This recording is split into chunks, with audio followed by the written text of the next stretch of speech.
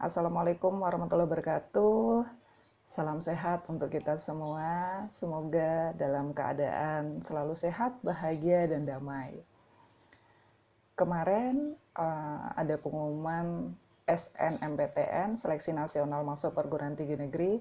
Selamat kepada adik-adik yang sudah diterima di perguruan tinggi negeri yang dipilihnya. Selamat datang di kehidupan kampus.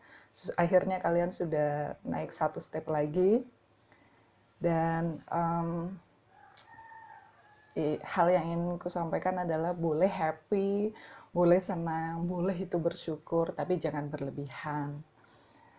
Karena kita juga harus ingat bahwa ada juga rekan-rekan atau adik-adik, teman-teman kalian yang juga tidak diterima.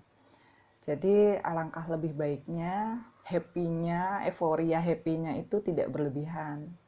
Bolehlah dipakai untuk status, oh akhirnya diterima di perguruan tinggi negeri favorit, bla bla bla bla bla, itu boleh, tapi jangan berlebihan ya, karena kita harus ingat bahwa ada teman-teman kita yang saat ini sedang sedih, dan itu adalah salah satu cara kita berempati terhadap mereka dan mendoakan semoga mereka diberikan jalan yang terbaik begitu, meskipun tidak di perguruan tinggi negeri yang mereka inginkan, karena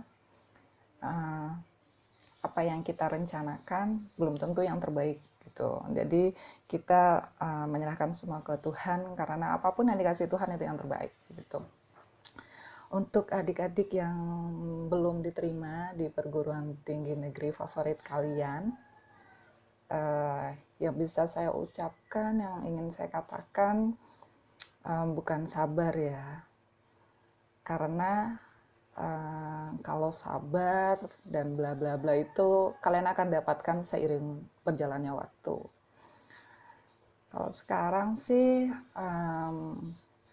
saya lebih ingin mengatakan kepada orang-orang yang di lingkungan sosialnya, entah itu orang tua, kakak, adik, paman, bibi, sepupu, dan segala macamnya, ketika ada salah satu anggota keluarga kalian yang tidak diterima di perguruan tinggi negeri, nggak perlu bilang, oh sabar ya, jangan. Itu malah akan membuat mereka merasa bahwa tidak dimengerti begitu. Jadi kalau sekarang sih lebih ketika ada anggota keluarga yang seperti itu, cukup katakan, nggak apa-apa, mama nggak kecewa kok. Karena anak itu akan jauh lebih kecewa karena tidak bisa memenuhi tuntutan keluarganya. Terus ajak mereka rileks lah, biarkan mereka mereduction stresnya. Misalkan adik-adik ada yang suka menulis diary, udah tulis aja. Ada yang suka melukis, melukis aja. Ada yang pengen nyanyi-nyanyi, nyanyi aja. Ada yang pengen teriak-teriak, teriak aja. Syah buat kalian, tidak apa-apa. Mama dan papa jangan bilang, halah mau wae, halah gitu aja, gampang kok nanti di perguruan tinggi yang sini nanti bisa deh masuk. Atau kalian mau bilang bahwa si A itu loh dari perguruan tinggi negeri favorit gini-gini, setelah lulus lo nggak jadi apa-apa. Jangan seperti itu. Jadi jangan bandingkan kehidupan anak kalian atau kehidupan orang lain dengan kehidupan anak kalian. Biarkan mereka berproses sesuai dengan kehidupan mereka masing-masing. Jadi tidak usahlah berkata membandingkan seperti itu. Biarkan mereka mereduction stresnya mereka, biarkan mereka menangis, biarkan dulu. Biarkan dulu sehari, 2 hari, 3 hari, biarkan. Karena setiap orang itu pasti punya insting, pasti punya bisa mengatasi masalahnya sendiri. Tinggal lingkungannya ini tidak memperparah begitu. Jadi biarkan mereka ya mereduction stresnya mereka, membuat mereka jadi lebih rileks kayak gitu. Biarkan dulu sehari, 2 hari, 3 hari, biarkan. Setelah itu kita ajak diskusi. Oke, dikasih tahu dulu keadaan yang sekarang. Oke, kamu tidak diterima di perguruan tinggi negeri ini. Mama papa tidak apa-apa, ayo kita cari jalan keluarnya. cita-citamu apa? Ditanyain tuh ke anaknya. Jadi jangan memutuskan sendiri, tanya ke anaknya mau apa. Pengen jadi apa? Pengen masuk fakultas apa? Ketika anaknya misalkan kayak saya psikologi, oh ya, Ma, saya pengen jadi psikolog. Oke, ada kampus ini. Kita cari tuh, kita kasih nih ke anak-anak nih, ini ada kampus begini, kelebihannya begini, ada kampus ini, kelebihan kekurangannya begini, ada kampus ini, kelebihan kekurangannya ini. Biarkan anak yang memilih dan kita memberikan opsi. Biarkan kita memberikan ruang anak-anak untuk bisa belajar untuk mengambil keputusan dengan cara yang tepat. Dan sebagai orang tua hanya mengarahkan dan ngasih opsi. Jadi misalkan, kayak saya ini tinggal di Jember, misalkan ingin masuk psikologi, oh ada UNUH Jember. Atau mau agak jauhan, misalkan ada di Surabaya dan di Malang. Di Surabaya ini, di Malang ini. Kalau kamu di Jember, kamu akan dekat dengan mama papa, kamu akan tinggal dengan mama papa. Itu masih dalam pengawasan kita, ya, dengan pengawasan orang tua. Tapi kalau kamu pengen di Surabaya, ini opsinya di Surabaya, ini kampus-kampusnya yang ada psikologi, tapi juga ada konsekuensinya, bahwa kamu akan jauh dari orang tua. Saat itu kita juga, misalkan si anak meminta untuk, ya udah saya di Surabaya, dari jauh-jauh hari seharusnya kita bekali bahwa ketika anak merantau, ini harus dimentengi dengan berbagai macam hal. Jadi dia tidak terpengaruh oleh lingkungan yang buruk, begitu. Meskipun dia masuk ke lingkungan yang buruk, tapi dia tetap bisa membentengi diri. Kasih opsinya, kasih konsekuensinya, begitu. Jadi jangan memutuskan, oh ini kayaknya api, wes budal, wes berangkat, jangan. Tapi kita biarkan anak memilih kehidupannya. Orang tua hanya memberikan opsi dan memberitahu konsekuensi positif dan negatifnya, begitu. Biarkan anak memilih. Jangan bandingkan dengan anak tetangga, sepupu, adik, kakak, jangan dibandingkan. Karena setiap anak punya caranya untuk bertumbuh, punya takdirnya untuk bertumbuh. Biarkan dan hormati itu. Jadi kalau saya ditanya, kalau ke adik-adik yang tidak lulus SNMPTN apa yang harus dilakukan? Yang pertama, biarkan mereka mereduksi stresnya. Biarkan mereka menerima keadaannya. Kalau dengan cara menangis, mereka menerima keadaannya, udah biarin menangis. Biarkan sampai air mata itu selesai, dia lelah, sudah selesai, sudah emosinya dikeluarkan semua. Ini sangat penting ya untuk mengeluarkan emosinya. Jangan dipendam. Semakin banyak memendam, merepress, oh nggak apa-apa. Ini lama-kelamaan ketika ketika mencuat, ketika muncul itu seperti gunung. Jadi sekalinya meledak, duar, malah akan lebih buruk. Jadi biarkan mereka menerima keadaannya, merilekskan dirinya, biarkan mereka menangis. Jangan bilang, oh cok nangis, jangan nangis gini aja. Udah biarin. Biarkan mereka menerima keadaannya dan biarkan mereka berproses dengan keadaannya. Baru setelah itu kalau saya adalah mengkondisikan orang-orang di sekitarnya.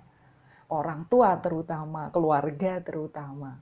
Karena pressure paling tinggi seorang anak adalah keluarga. Adalah orang tua, adalah kakak adik, adalah sepupu-sepupu. Pressure utamanya mereka adalah itu. Jadi kalau saya, yang kedua yang harus dikondisikan adalah keluarganya, adalah circle terdekatnya, itu yang harus dikondisikan. Jangan menggerusui. Jadi jangan makin memperparah keadaan. Keluarga itu harus mendukung, jadi jangan memperparah keadaan. Baru setelah itu kita kasih tahu nih opsinya begini. Sebelumnya kita kasih tahu bahwa mama, papa, keluarga tidak kecewa kamu tidak masuk di perguruan tinggi negeri. Karena begini, saya pakai ilmunya padi ya. Jadi padi untuk menjadi beras itu bukan mesinnya yang merubah. Kan ada tuh mesin padi tuh, mesin seleb, kalau tahu orang sini itu seleb beras. Jadi padi dimasukkan ke seleb itu dirubah jadi beras. Seleb itu sama dengan universitas, adalah wadah, hanya wadah.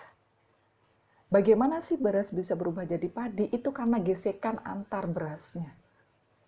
Jadi selebnya itu hanya wadah tempat para beras-beras ini berkumpul. Gimana sih cara mereka untuk bisa berubah jadi padi ini bisa berubah jadi beras? Yaitu karena gesekan antar berasnya. Jadi mau dimanapun kalian kuliah, itu sebenarnya sama aja tergantung individunya. Kita mau optimal tidak kuliah. Ada kok yang kuliah di negeri tapi juga ya begitu saja karena kurang gesekan antar sesama mahasiswanya. Tapi juga banyak banget yang ketika di perguruan tinggi negeri kemudian mereka memanfaatkan seluruh fasilitasnya sehingga mereka bisa bertumbuh dengan sangat baik. Sama ketika kalian di kampus swasta. Ketika kalian di kampus swasta juga kalau kalian bisa memaksimalkan potensi kalian, kalian juga nggak akan kalah kok dengan yang di perguruan tinggi negeri. Tapi ketika kalian juga hanya leha-leha dan bla bla bla juga kalian tidak akan bertumbuh. Itu eman. Jadi tergantung individunya kalian mau memaksimalkan potensi kalian atau tidak begitu. Itu harus dikatakan oleh orang tua. Kembali lagi ke awal ya bahwa mama papa tidak kecewa kamu tidak diterima di perguruan tinggi negeri. Ayo cari solusi bareng-bareng yuk nak. Kamu maunya gimana? Maunya jadi apa? Orang tua mengarahkan, ngasih opsi begitu. Kemudian anak itu tidak perlu ketika kita deh kembalikan ke kita. Kalau kita ada masalah apa-apa terus kita dibilang, "Wih, sabar gitu aja kok. Nah, nanti gini, nanti gitu." Tidak akan merubah keadaan karena mereka juga tidak akan mendengar. Yang anak-anak mau adalah mereka ingin didengarkan, mereka ingin diberi ruang. Mereka ingin dimengerti. Cukup dengan peluk, terus bilang, "Mama, Papa nggak kecewa, nggak apa-apa. Kamu tetap anak terbaik kami. Ayo kita cari solusi bareng-bareng. Tapi kamu boleh kok nangis, boleh. Nggak salah kok nangis, nggak salah kok sedih. Biarin mereka berproses, biarkan mereka mengeluarkan emosinya. Jangan diredam.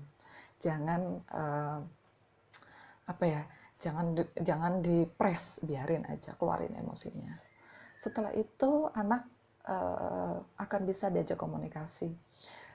Yang orang tua lakukan hanya perlu itu, atau misalkan anak-anak suka nyanyi, yuk diajak ke karaoke, yuk diajak jalan-jalan, yuk diajak ngeriliskan diri, yuk diajak nge-mall, dan gak bahas masalah kuliah dulu. Biarin dulu. Diajak senang-senang dulu, diajak untuk kondisikan bahwa mereka tidak sendirian. Mereka tidak sendiri. Setelah itu baru kita kasih opsi dan bla bla bla, baru anak-anak itu juga akan bertumbuh dengan baik begitu. Jadi sebagai orang tua jangan terlalu banyak tuntutan ke anaknya ya. Cukup anak itu bahagia dan bisa menjalani proses hidupnya dengan baik dan bertanggung jawab terhadap hidupnya. Saat step kayak gini, seringkali saya lihat ya orang tua itu memang sebagai orang tua itu kita pasti ada ego, kita tahu kok yang terbaik buat anak. Tapi kadang yang kita pikir baik untuk anak, belum tentu anak pikir baik untuk dirinya. Dan saatnya sekarang, ini kan sudah dalam masa remaja akhir mau ke dewasa awal, adalah mereka diajari untuk bertanggung jawab, untuk menerima konsekuensi terhadap pilihannya. Dan saat ini adalah saatnya kita orang tua memberikan ruang itu biar anak-anak bisa bertanggung jawab terhadap hidupnya. Begitu yang saya sampaikan. Yang untuk adik-adik yang diterima selamat, tapi jangan berlebihan. Happy-nya jangan berlebihan, dan untuk yang tidak diterima juga boleh sedih tapi sedihnya jangan berlebihan. Gitu. Selamat datang di kehidupan dewasa awal, kehidupan perkampusan, kehidupan perguruan tinggi. Selamat datang, dan apapun kampusnya, entah di negeri atau swasta, itu sama-sama baik. Dan meskipun di negeri ataupun di swasta, kita harus bisa memaksimalkan potensi dalam diri kita. Mari bertumbuh untuk menjadi jauh lebih baik.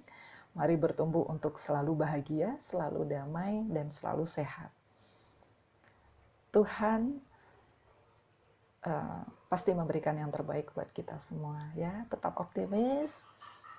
Ayo bertumbuh menjadi jauh lebih baik. Begitu. Terima kasih. Sekian dari saya. Bye-bye. Sehat selalu ya.